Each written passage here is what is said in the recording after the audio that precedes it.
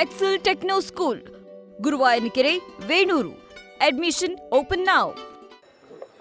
ಬಹಳ ಮುಖ್ಯವಾಗಿ ನಾಡಿನ ಜನತೆ ಸಾರ್ವಜನಿಕರಿಗೆ ಜನೌಷಧಿ ಬಹಳಷ್ಟು ಅವಶ್ಯಕತೆ ಇರುವಂಥದ್ದು.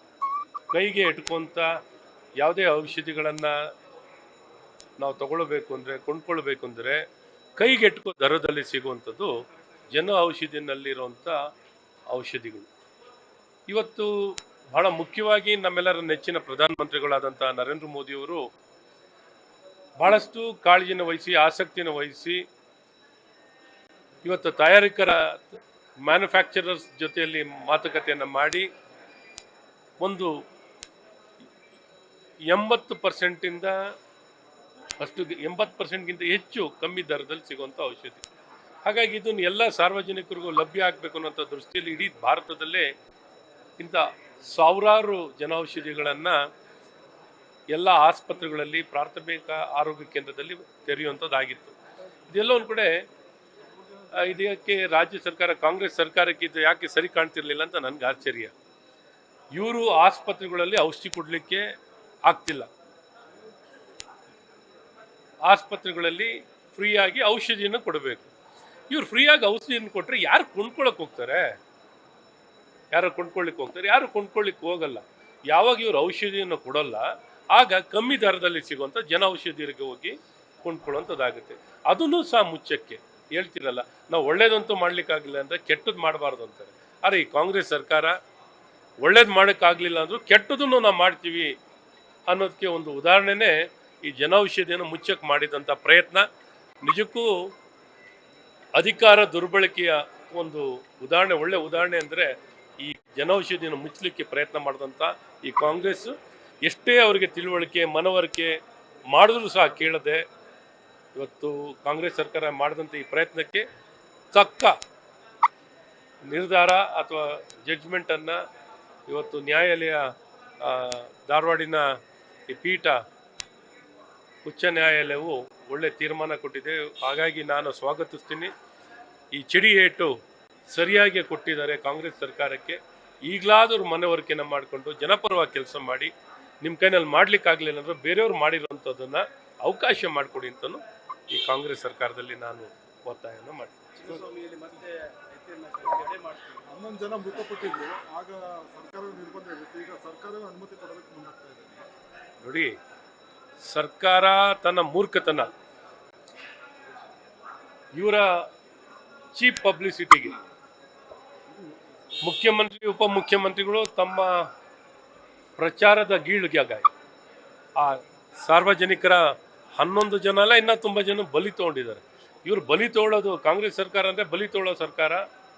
ಬಾಣತಿಯರನ್ನ ಬಲಿ ತೊಗೊಳ್ಳೋದು ಅಥವಾ ಈ ನಾಗರಿಕರನ್ನ ಬಲಿ ತೊಗೊಳ್ಳೋ ಸರ್ಕಾರ, ಸರ್ಕಾರಿ ಅಧಿಕಾರಿಗಳನ್ನ ಬಲಿ ತೊಗೊಳ್ಳೋ ಸರ್ಕಾರ ಅಂದರೆ ಈ ಕಾಂಗ್ರೆಸ್ ಸರ್ಕಾರ. ಇವತ್ತು ಈ ಸರ್ಕಾರ ಈ ರೀತಿ ಸಾವಿಗೆ ಕಾರಣಕರ್ತ ಆಗಿರೋ ಸಾವಿನ ಸರ್ಕಾರ ಅಂತಲೇ ಕರಿಬೋದು. ಆದರೆ ಚಿನ್ನಸ್ವಾಮಿ ಸ್ಟೇಡಿಯಂನಲ್ಲಿ ಆಟ ನಡಿಬೇಕು. ನಾವೇನು ಚಿನ್ನಸ್ವಾಮಿ ಸ್ಟೇಡಿಯಂನಲ್ಲಿ ಮ್ಯಾಚ್ಗಳು ನಡಿಬಾರ್ದು ಅಂತ ನಾವಿಲ್ಲ. ಇವರು ಮೂರ್ಖತನದ ನಿರ್ಧಾರ. ಅಂಥ ಒಳ್ಳೆ ಕ್ರೀಡಾಂಗಣ ಕೇಂದ್ರ ಭಾಗದಲ್ಲಿರುವಂಥದ್ದು ಆಟ ನಡಿಬೇಕು. ಇವರು ನಿರ್ವಹಣೆ ಮಾಡೋದ್ರಲ್ಲಿ ವಿಫಲರಾಗಿರೋದಕ್ಕೆ ಯಾರೋ ಏನೋ ಹೇಳ್ತಾರಲ್ಲ,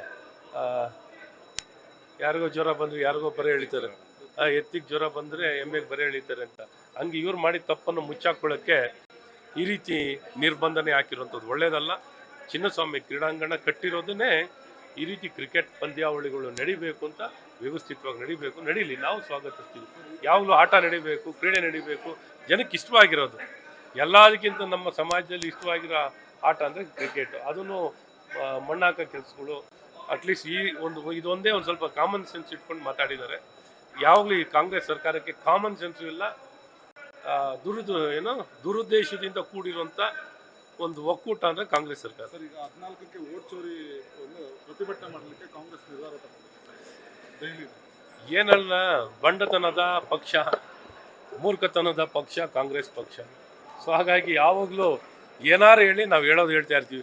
ಹೇಳಿದ್ನೇ ಸುಳ್ಳು ಹೇಳ್ತಾ ಇರ್ಬೇಕಂತಲ್ಲ, ಒಂದು ಸುಳ್ಳನ್ನೇ 100 ಸಲ ಹೇಳ್ತಾ ಇದ್ರೆ ಅದೇ ಸತ್ಯ ಆಗುತ್ತೆ ಅಂತ ಆ ಪ್ರಯತ್ನಕ್ಕೆ ಹೋಗ್ತಾರೆ ಜನ. ನಮ್ಮ ಸಮಾಜದಲ್ಲಿ ಯಾವುದೇ ಕಾರಣದಲ್ಲೂ ಗೊತ್ತೋ ಗೊತ್ತಿಲ್ಲದೇನೋ ಏನೋ ಕಾಂಗ್ರೆಸ್ ಪಕ್ಷ ನಂಬಿ ಏನೋ ಮತ ಕೊಟ್ಟು ಈಗ ಪಶ್ಚಾತ್ತಾಪ ಪಡ್ತಿದ್ದಾರೆ. ಇವ್ರನ್ನ ಮಾತನ್ನ ಯಾರು ನಂಬ್ತಾರೆ? ನಗ್ತಾರೆ ಇವ್ರನ್ನ ನೋಡಿದ್ರೆ. ಸರ್ ಆಮೇಲೆ ಸರ್ ಇದು ಚಾಮರಾಜನಗರ ಆಕ್ಸಿಜನ್ ದುರಂತ ಇವತ್ತು ಕ್ಯಾಬಿನೆಟ್ ನಲ್ಲಿ ಅದನ್ನ ಮಂಡನೆ ಮಾಡಕ್ಕೆ ಮುಂದಾಗಿದ್ದಾರೆ ಬಿಜೆಪಿ ಅವಧಿಯಲ್ಲಿ ಮಾಡಲಿ ಪಾಪ. ಹಂಗೆ ಅದ್ರ ಜೊತೆಗೆ ಈ ಬಾಣತಿಯರ ಸಾವಿನ ವರದಿ ಆಗಿತ್ತಲ್ಲ, ಯಾಕೆ ಮುಚ್ಚಿಟ್ಕೊಂಡಿದ್ದೀರ? ಅದನ್ನು ಸಲ್ಲಿಸಿ. ಬಾಣತಿಯರ ಸಾವಾಗಿದೆಯಲ್ಲ ಮಹಾನ್ ಭಾವ್ರೆ, ನೀವು ಅದನ್ನು ಸಲ್ಲಿಕೆ ಮಾಡಿ, ಇದನ್ನು ಸಲ್ಲಿಕೆ ಮಾಡಿ. ಸಮಾಜದಲ್ಲಿ ಯಾವುದೇ ಸರ್ಕಾರ ಇರಲಿ, ಯಾರೇ ತಪ್ಪು ಒಪ್ಪಿಗಳಿದ್ರು ಅದು ಕ್ರಮ ಆಗೋಂಥದ್ದಾಗಬೇಕು. ಯಾರೇ ಇರಲಿ, ಅದರಲ್ಲೇನಿದೆ. ಜನಪರವಾಗಿ ಕೆಲಸ ಮಾಡೋದು ನಮ್ಮೆಲ್ಲರ ಕರ್ತವ್ಯ. ಹಾಗಾಗಿ ನಿಮ್ಮ ಘನ ಸಾಧನೆ, ಸಾವಿನ ಸರ್ಕಾರ ನೇರವಾಗಿ ಜನರನ್ನ ಸಾಯಿಸಲಿಕ್ಕೆ ಕಾರಣಕರ್ತವಾಗಿರುವಂಥ ಈ ಸರ್ಕಾರ ಬಾಣತಿಯರ ಸಾವಿಗೆ ನೇರವಾಗಿ ಇವರ ನಿರ್ಲಕ್ಷ್ಯ ಇಂದ ಸಾವಾಗಿದೆ. ಹಾಗಾಗಿ ಅದನ್ನು ವರದಿಯನ್ನು ಮಂಡಿಸಿ ಅಂತ ಕೇಳ್ಕೊತೀವಿ. ಹೇಟ್ ಸ್ಪೀಚ್ ಬಿಲ್ ಮಂಡನೆ ಮಾಡಕ್ಕೆ ಸಿದ್ಧತೆ ಮಾಡಿಕೊಂಡಿದ್ದಾರೆ. 7 ವರ್ಷದವರೆಗೂ ಕೂಡ ಜೈಲು ಶಿಕ್ಷೆಯನ್ನ ತೀರ್ಮಾನ ತಗೊಂಡಿದ್ದಾರೆ. ನೋಡಿ, ಪ್ರಜಾಪ್ರಭುತ್ವ ಸಂವಿಧಾನಕ್ಕೆ ವಿರುದ್ಧವಾಗಿಲ್ಲ ಅಂದರೆ ಒಳ್ಳೆಯದು. ಒಬ್ಬ ಹಕ್ಕಿಗೆನೆ ಕಿತ್ಕೊಳ್ಳುವಂಥ ಕೆಲಸ, ಭಯ ವಾತಾವರಣ ನಿರ್ಮಾಣ ಮಾಡೋಂಥ ಕೆಲಸದಲ್ಲಿ ಹೊರಟಿರುವಂಥದ್ದು ಈ ಕಾಂಗ್ರೆಸ್ ಸರ್ಕಾರ. ಸದುದ್ದೇಶ ಇಲ್ಲ, ದುರುದ್ದೇಶದಿಂದ ಕೂಡಿರುತ್ತೆ.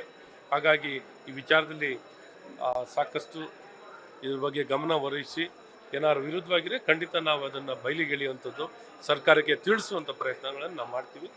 ಇದು ಒಳ್ಳೆ ಉದ್ದೇಶದಿಂದ ತಂದಿಲ್ಲ ಅಂತ ಅನಿಸುತ್ತೆ. ನ್ಯೂಸ್ ಫಸ್ಟ್ ನಿರ್ಭೀತಿಯಿಂದ ನಿಮ್ಮ ಪರವಾಗಿ.